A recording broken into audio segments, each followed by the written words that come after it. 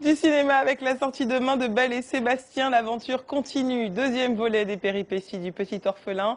L'intrigue se déroule cette fois juste après la Seconde Guerre mondiale. En partant à la recherche d'Angelina, la jeune femme qui veille sur lui, Sébastien se retrouve sur les traces de ses parents. Régine Arnaud. Mayday, on a un avarie de moteur. Elle reviendra pas, Angelina. Je savais qu'il fallait pas te faire confiance. Le cri du cœur d'un enfant de 10 ans qui ne veut pas croire qu'Angelina, sa mère adoptive, a disparu dans un accident d'avion. T'as vu là-bas? Les fumées oranges. Je suis sûre que c'est Angelina.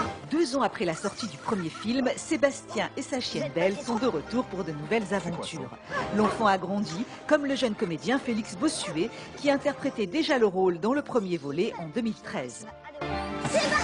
Dans ce deuxième opus, il découvre l'existence de son père, Pierre, interprété par Thierry Neuvik. Ensemble, ils partent dans la montagne à la recherche d'Angelina.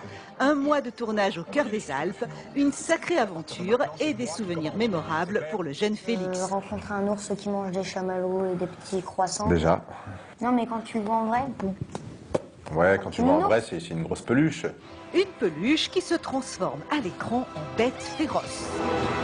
Des animaux sauvages, une forêt qui prend feu, le film fait la part belle au grand spectacle. Faire un film dans lequel il y a de l'aventure, dans lequel on n'a pas peur de faire du grand spectacle, mais en même temps d'amener de vraies émotions. J'ai eu du plaisir à doser ce film-là. J'ai jamais été amie avec une fille. Maki t'a dit qu'on était amis. Premier émoi amoureux, le cœur de Sébastien bat la chamade, tous les ingrédients d'un joli conte de Noël. Et à partir de maintenant, c'est moi qui commande, c'est clair?